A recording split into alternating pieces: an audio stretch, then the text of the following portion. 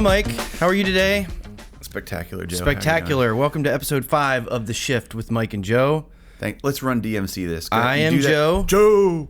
I don't know that. Don't know. I'm Joe. You're You know Mike. who Run DMC is? Yeah, but I don't know what you're talking about. Like when one of them will be rapping about something and the other one will come in with like a word. So like say, hey Mike, welcome. Say that again and I'll show you what I mean. Hey Mike, welcome to The Shift. Welcome.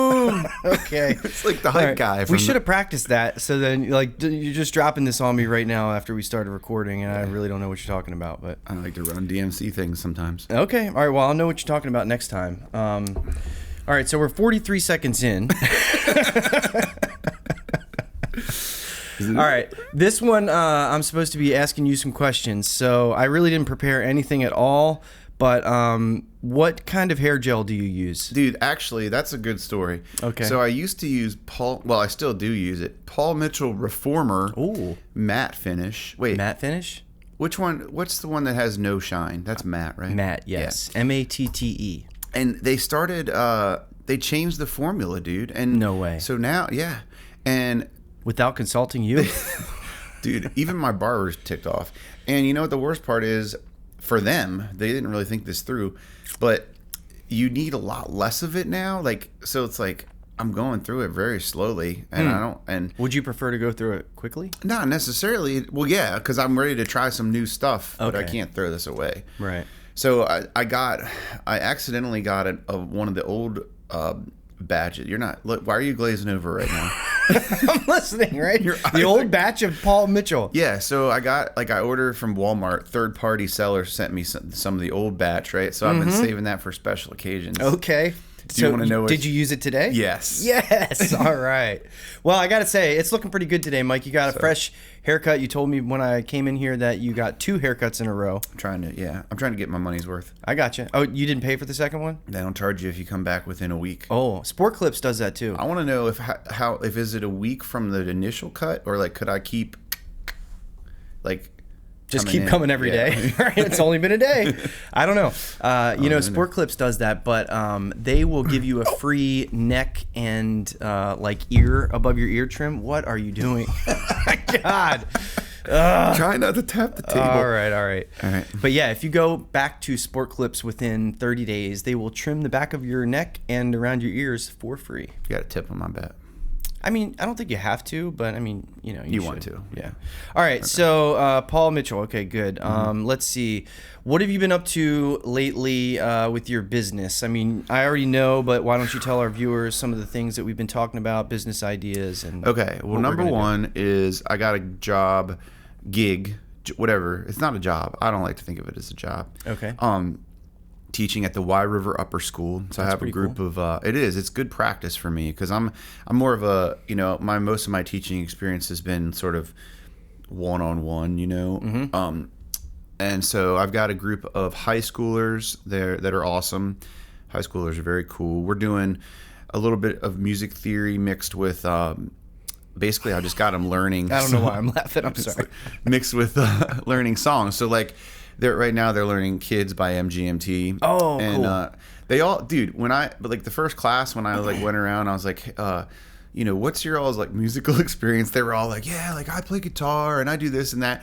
And then I was like, okay, because we're gonna like play, right? And so, dude, none of these kids can play. They were full of it. They were full of it. Yeah. So they're like, oh, it's slow going. We've been working on one song for 3 weeks, but So anyway, but that's a pretty easy class because they're into it. They want to be there. Then I got these middle schoolers. Let me tell you about these middle schoolers. Is that also at Y River Upper School? So it's like I do the high schoolers for an hour, then middle schoolers. I got a little name tag. It's got a magnet on the back, just like this mic. Oh yeah, like the little mic thing. It says, I'm not sure. Amy was like, does it say Michael or Mr. Waski on it?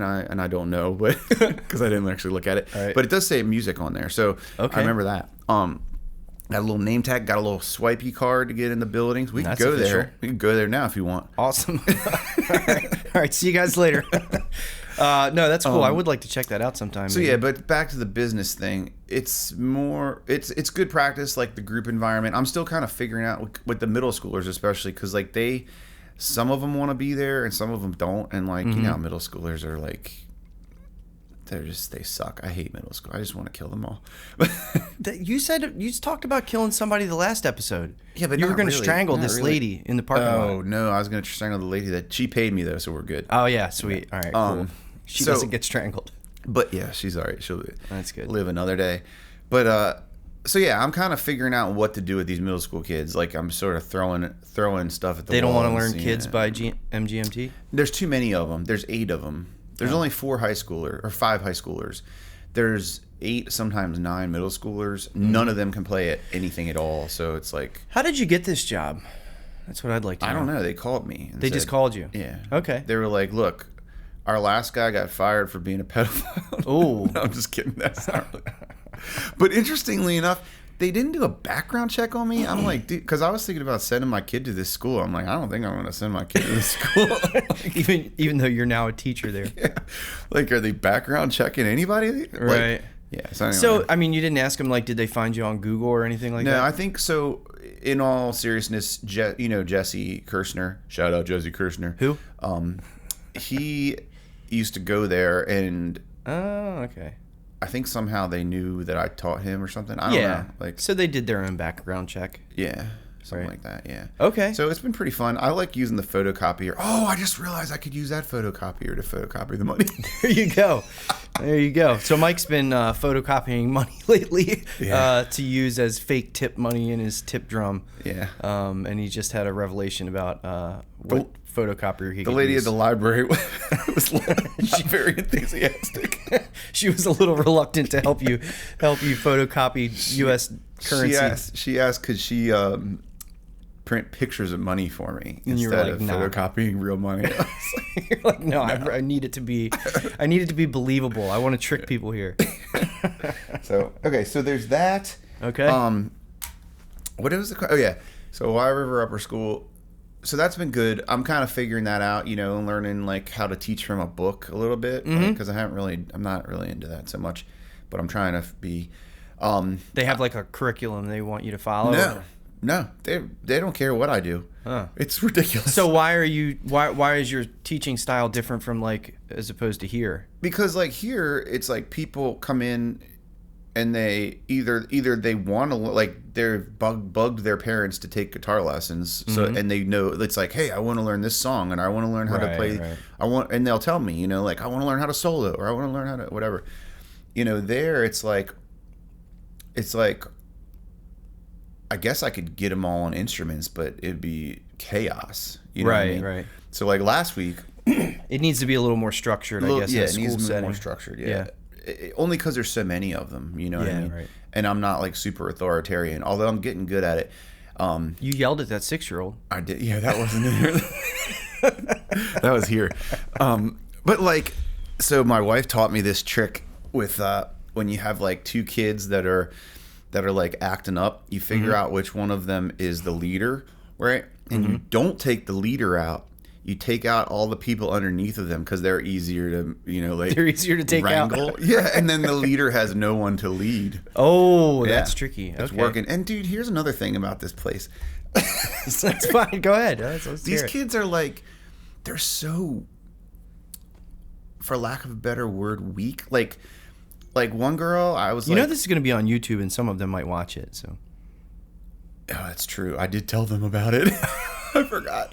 No, they know. Like, so like this one girl, I won't mention her name, but it's Gina. I got to stop saying her real name. No, but that was from Hannibal Buress. But it's not Gina. Okay. There's no Gina. So I asked her to read out loud. She just totally like clammed up and was like, boom, like not gonna read. And I'm talking like a sentence, not like a page of poetry or something. How old? 8th grade, whatever that is. I don't know. So I had to like take her out in the hall, like, and be like, why won't you read? And she's like, she's like, I'm too anxious about reading out loud. And I'm like, are you telling me that I'm the first teacher at this school that's asked you to read out loud? And she's like, yeah, like they don't, if you're uncomfortable reading out loud, like they don't make you read out loud. And I'm like, well, you're going to read out loud today, sister. Because first of all, I just told you in front of the rest of the class that you have to read out loud. So there's no way you're going back. You're either going to the principals, which they don't even, like I'm not even grading these kids. It's ridiculous. So like they don't even have a principal. There's like some lady. It's like I don't know, go cry on this lady's shoulder like when they get in trouble. But I was like, you're either going down to Miss what's her name's office, or you're gonna go in there and read. So she did read. I got her to read. Yeah. There you go, man. And then she's giving me nothing but death stares the whole rest of that class. Oh yeah. But then the following class, everything's changed a little bit. Yeah. I got mad respect, you know. That's good, man. Yeah. She I would imagine she probably felt good about herself reading. I don't know. Even though probably. she didn't want to. I told her, I was like, this is how you get better at things. Like you gotta do this. And then I was doing singing with them one day. I was like and this one kid's I'm very uncomfortable with this. You're making me do something that's very uncomfortable. And I was like, good, dude. Like, right. That's what life's all about, bro. like, do you want? I was like, do you remember when you learned to walk? Was that comfortable? Yeah. But so no, it's going good. Like, I have a very different style, I think, than most of the teachers in there. Oh, and then get this. This is not related, but so Joe, what's 25% of 8 million? 25% of 8 million? I don't know. That's what I said. I can't do that off the top of my head. So the math teacher. I share a room with a math teacher, and he starts his class while I'm like cleaning up, you know. And he had that written on the board, and I was like, I don't know. And then here, get this. What's half of 8 million? 4 million? Yeah, it didn't have the aha moment that I had. No. Okay. What's half? Okay. This is a podcast. Joe, I don't know, they're going to appreciate this. Okay, all right, fine. All right. What's 25% of half? Or okay, what's half of half? What percentage is? What's half of half? Yeah, like if you have $1, right? Yeah, okay, that's 25%, right? Yeah. Okay, so 2 million. Okay. Right? I was like, dang, that's good. I wish I had this dude as a math teacher. Yeah, I guess that does make sense. It was very embarrassing. Right. In front of all these kids. I don't doubt it. I'm embarrassed right now. Yeah, dude. It's only you here. I was like, because as soon as you said what's half of 8 million, I was like, oh yeah, I get you. Right. So at least I did better than you. Okay, that's cool. So what else have you been doing? Why don't you tell them about we got this other YouTube idea that we've been talking about, doing some lessons. You want to tell us about that? Yeah, so we want to, by we I mean you and me, we want to capitalize on all the knowledge that I have in my brain. Which is a little bit more now that you know 25% of it. It is a little bit more. And all the knowledge that you have of making videos. Yes. And we've had some requests for this too. So we had one request. Joe. That's enough. That's all we need. That's enough. Yeah. Don't tell the people it's only one request. Okay. And it was a very informal request. One request to do what, Mike? To make videos about music. Okay. About learning music. So about you teaching music. Me teaching. Wait, not about me teaching music. Like of you teaching music. That's what this video is. It's about me teaching music. But yeah, of me teaching music. So probably most of them will be like me teaching you something. I had the thought that like while I'm filming these videos, it's going to benefit me because you're going to learn something. I play music and I use the word musician to people who are not musicians, but like if I'm talking to someone who's a musician, I won't call myself a musician because I don't know music. Joe, I didn't know if you're a musician, show me a magic trick. That was so dumb. That was like the dumbest dad joke ever. No, dude, did you see that? There's a video of this lady. She's like, it's like an interview, and the interviewer is like, says something about this girl being a musician, and she's like, she gets all pissed off. She's like, I ain't no magician. she's like, no, I don't think you understand. She's like, I make music. And the interviewer's like, I don't think you understand what I'm saying. I'm saying musician. She's like, I don't do no magic tricks. It's really funny, dude. Where did you see that?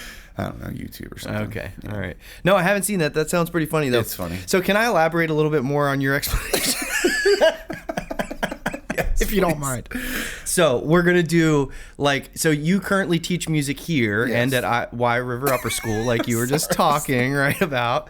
But we're going to we had a request on YouTube for you to do, the person called it workshops, right? So. Well, no, I was saying that I was doing a workshop with my kids at home. Right. And she was like, would you film it and put it on YouTube or whatever, which is not really what we're going to do. Okay, all right, that's fair enough. Yeah, I'm using the word workshop wrong because you have something that is a workshop to you.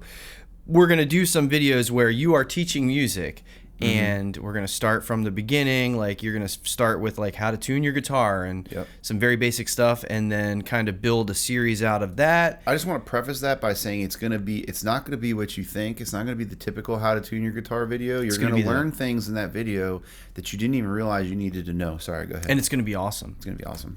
Cool. We're going to have a top-down. Yeah, lots of top-down shots. Maybe some bottom up shots, that kind of stuff. Stuff you would never expect. Yeah. So that's gonna be pretty cool. I'm pretty excited about getting into that. Yeah. And then what else? What else is going on? So just let me elaborate on your elaboration. Right, please do. With the intention of sort of building a YouTube following to then sell so much stuff to. Right. Hook them in with the free stuff and then make the sale. Yeah, but seriously, to try to make some kind of like course. I have a few ideas. Like. Yeah, they're down there working out, lifting weights and stuff. Yeah, but like maybe just an example of a course would be like improvisation 101, right? Like, I don't know why I'm laughing again. Because I'm hilarious. Sometimes just looking at you, I'm just like, I just start laughing. I get it, dude. Okay. It happens every time I look in the mirror. An improvisation course? Yeah, like, Mike Waskey teaches you how to improvise. I'm not talking about on guitar. I'm talking about comedian. Oh. No, I'm just kidding. That's a great idea. No, I have no idea how to do that. Yes, and... Well, just don't use that dad joke that you just used a few minutes ago. Yeah, but like, basic things like figuring, like knowing what key you're in so that you can know, so I like... Most of the courses that I've seen are like, here's a bunch of scales, here's a bunch of theory, which is all good, but like, I want to incorporate some more like esoteric ideas. Like, for example, here's just one little trick, right? What does that word mean? I don't know. So, okay. So like for improvising, right? Like you learn a bunch of scales, right? And it's like, okay, let's say you know the scales and you know what key you're in and you know where to put the scales even, right? So you know how to use the scales a little bit. But then this is just one like exercise would be to imagine you're a horn player. So you can only play when you're breathing out. So you breathe in, no playing. Breathe out, you can play. Right. So it teaches you to like phrase. Huh. It's not going to teach you completely how to phrase, but it's like getting you one step closer to like learning to phrase and not just like. Yeah, that's interesting. Okay. It's very interesting, Joe. That's cool. No, I'm serious. It really does. It sounds pretty interesting. Yeah. So I got a ton of ideas like that, that are like less. We'll have to do the theory stuff too. I really have no idea what I'm going to do yet, as you can tell. Okay. It'll flesh itself out though. Yeah, absolutely. But you got to start somewhere, and you got ideas. So I do, man. I have, because when I'm teaching lessons, there's so many things that either I figured out on my own over the years, or I had really good teachers that taught me things that like really helped me, and then things that I've learned from teaching lessons that work with people, like how to get good at stuff. I don't know. It's just the way you're explaining things is just comical. It's all over the place. Yeah, that's what I'm laughing at. It'll be more organized in the videos because you're gonna help me. All right, Amy's gonna help me to keep it. Yeah, it's not gonna be any like. I'm actually really good at teaching things. Like, I don't doubt it. I'd like to like be a fly on the wall like while you're teaching sometimes, just to kind of observe. If we have an objective, it's a lot easier for me, right, to stay on track. Yeah. But forget what I was talking about. So whatever. Things that I've learned that work with students, like that want to get better at certain things. Okay. So, cool, man. Yeah. Phew. Did we get through that already? That's over. Everyone's like, what are they talking about? Well, you know what? As time usually does fly during these podcasts because they're so much fun. It's time to introduce our guest, Jason Morton.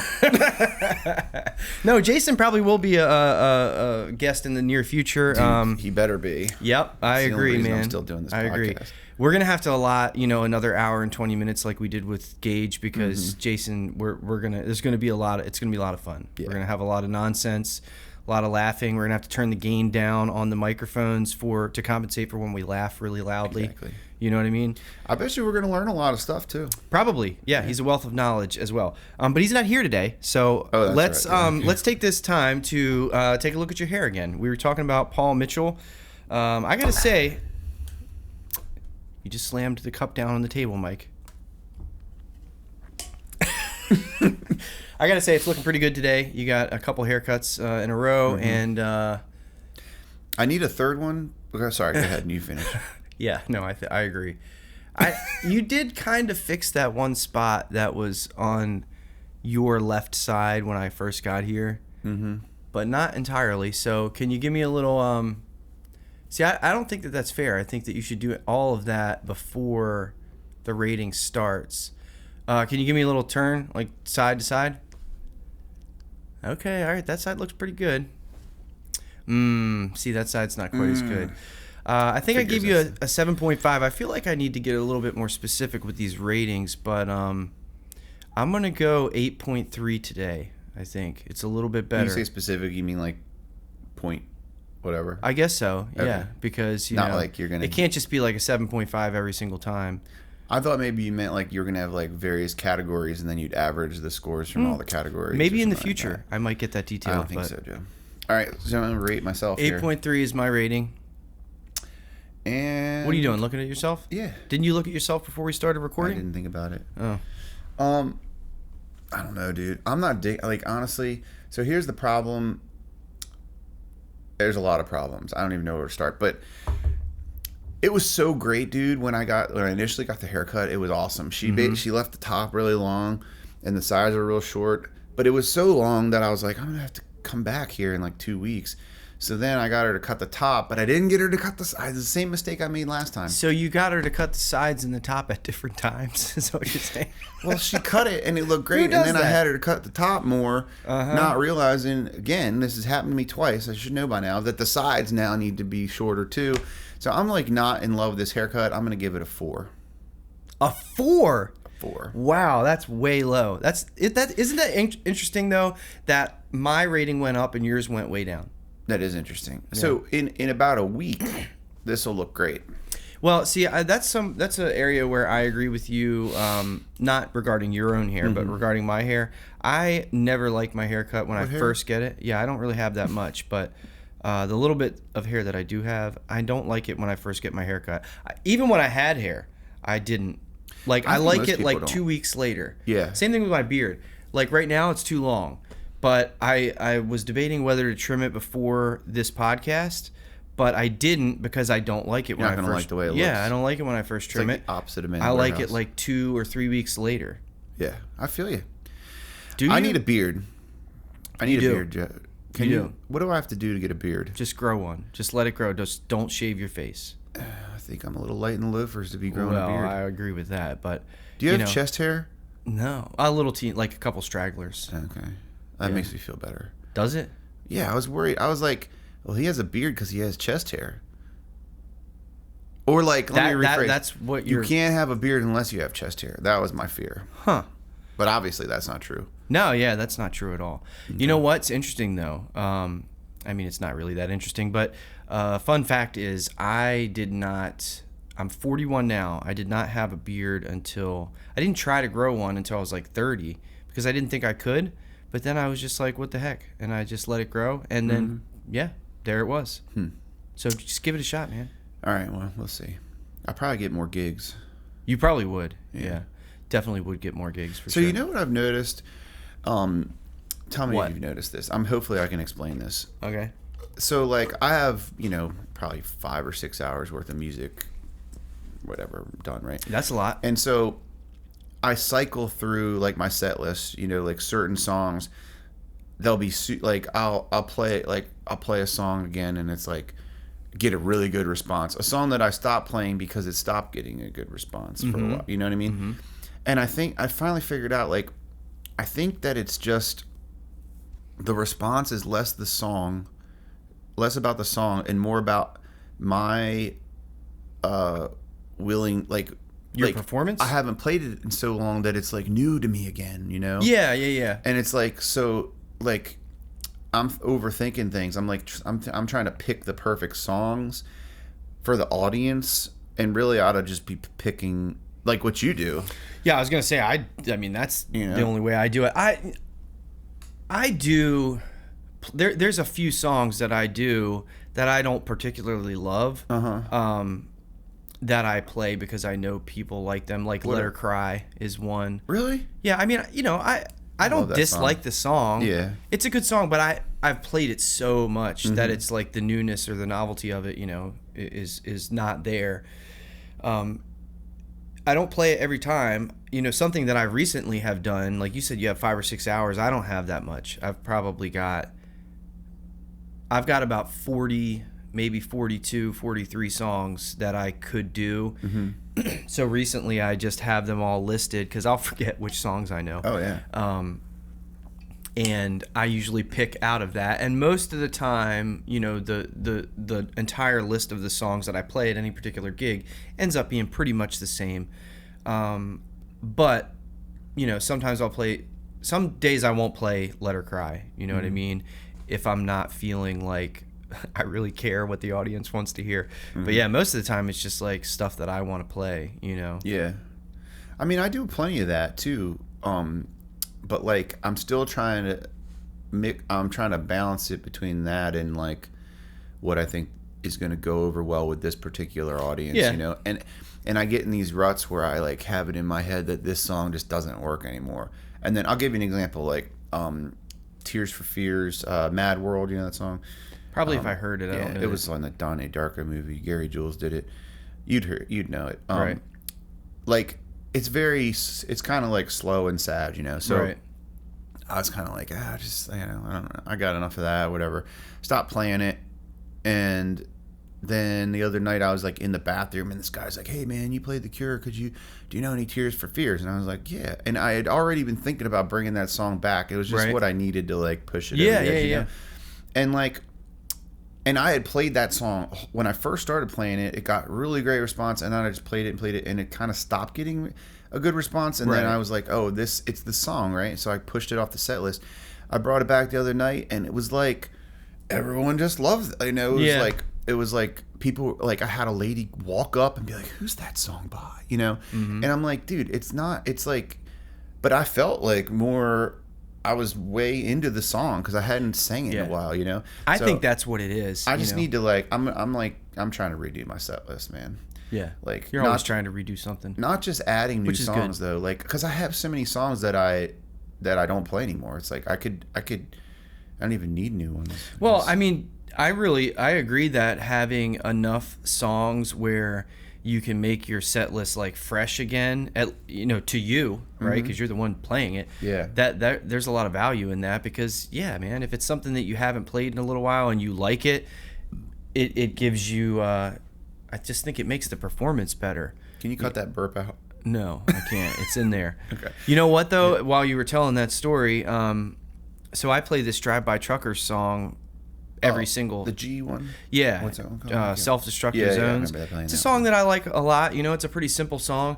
Not many people like Drive By Truckers, but at Tiki Jack's the other night in Rehoboth, this dude was sitting down. And I got done playing the song, and he was like, "Yeah, Drive By Truckers," and I couldn't even. You know, sometimes you can't hear what people are saying, and I felt kind of weird because I couldn't really hear him, and my first initial thought was not that he recognized the song because no one ever recognized the song, and I had to be like, what'd you say? And he was like, "Drive By Truckers, that was awesome." And I was like, wow, you actually, no one, I said in the microphone, I was like, no one has ever recognized or commented on that song.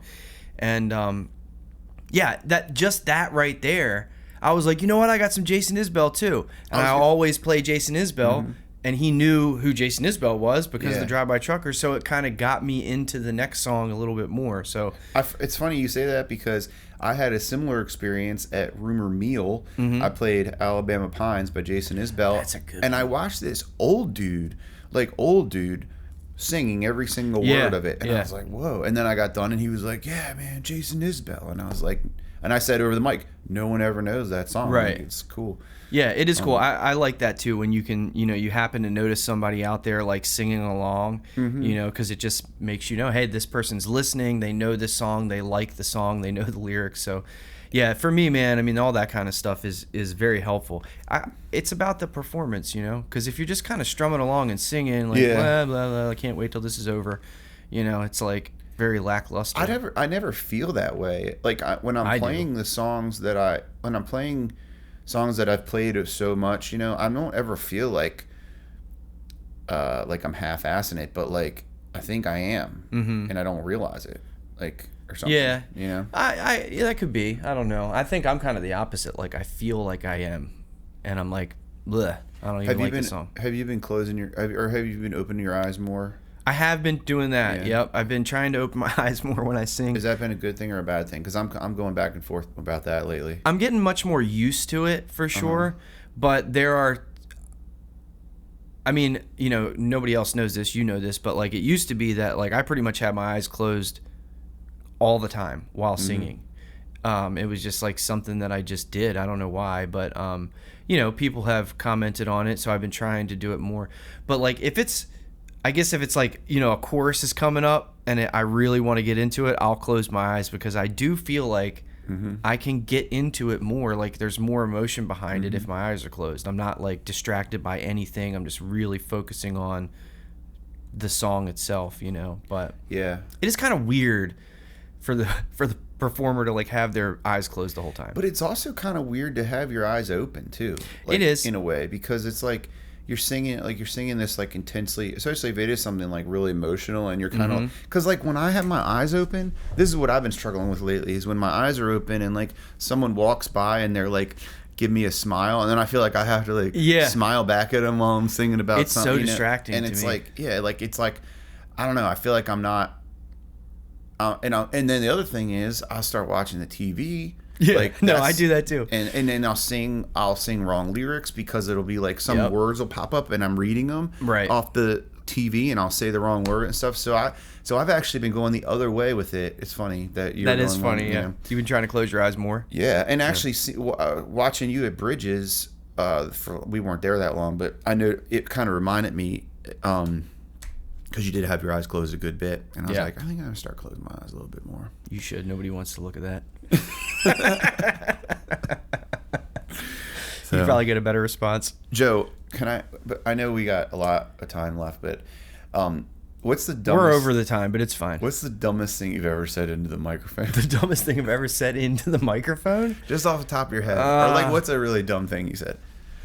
I don't know, man. I can't really think of. I try not to say dumb things over the microphone. Yeah, you're not much of a chatter. I don't talk a lot, man. You probably get into less trouble. Talking about things that I've been trying to do, I really have. It's funny because AJ commented. He thought when you told me to do crowd work on Facebook, he thought that you were like being an asshole, And he's like, oh, really? He thought. Don't you remember that? Right? He commented. He was like, "Who are you telling him what to do?" or something like that. And then he messaged me and he was like, "Who is this guy? Why is he telling you that kind of stuff?" And I was like, "Oh, that Mike and I are good friends. We always go back and forth."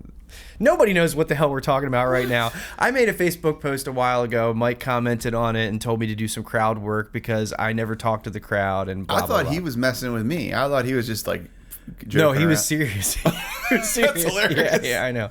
But no, I calmed him down. I was like, "Look, Mike and I are good friends. Like, we always poke at each other about that kind of stuff." And we were literally talking about, he was giving me some good advice to try to talk to the crowd more in order to be more interactive and get better tips and just have better response. And I have been trying to work on that. I'm just not like, I'm not great at it, but like I've been trying to say more things, just like, "Hey guys, how you doing? My name's Joe and hope everybody's doing well." And at Tiki Jack's, it went really well. The crowd was very interactive and they were talking to me and stuff like that. And like the advice that you gave me about picking out specific people it's good advice. It definitely makes it more personal, which makes sense because you're not talking to everyone, right? You're talking to like more specific people, and they have to respond. Yeah, well, like, yeah. I mean, it kind of puts them on the spot a little bit, But I mean, I'm still like, I don't want to make that the main. I don't want to that to be a main part of like my performance or whatever. But it definitely, you know, before it was like, I would say, hey, I'm Joe Bryan. Check me out on Facebook and Instagram, blah, blah, blah. But that's it. You know what I mean? And I mean, it's really not much more than that now, but I'm just trying to increase it a little bit because I do think that it's helpful. Yeah. You know what? I don't spend a ton of time. I mean, it's not like I'm talking in between every song. It's like maybe I've seen you when you're like telling jokes and talking to people in between every song. Sometimes, but like on the regular, it's maybe like 3 times a set or something. Yeah. 3 times a set.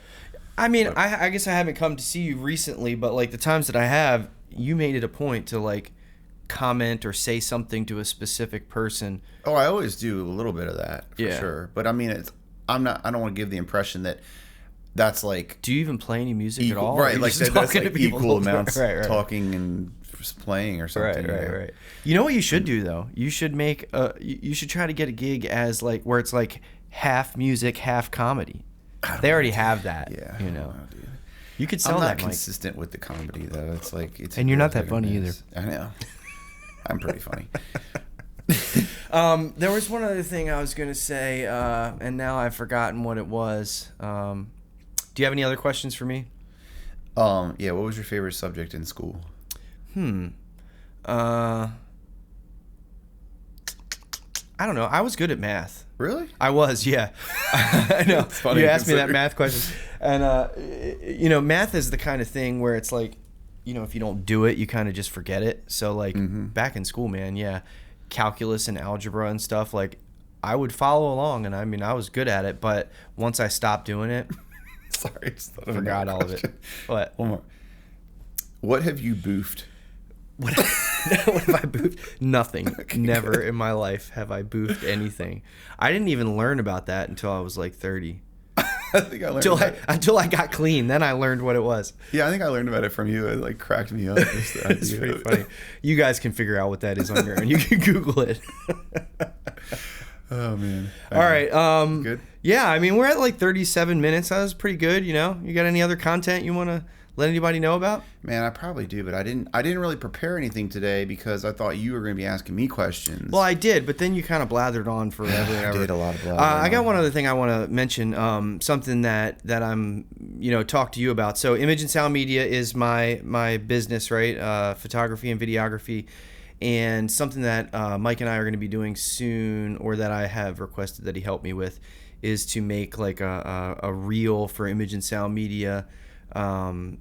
And then I'm going to do like a Facebook ad kind of thing.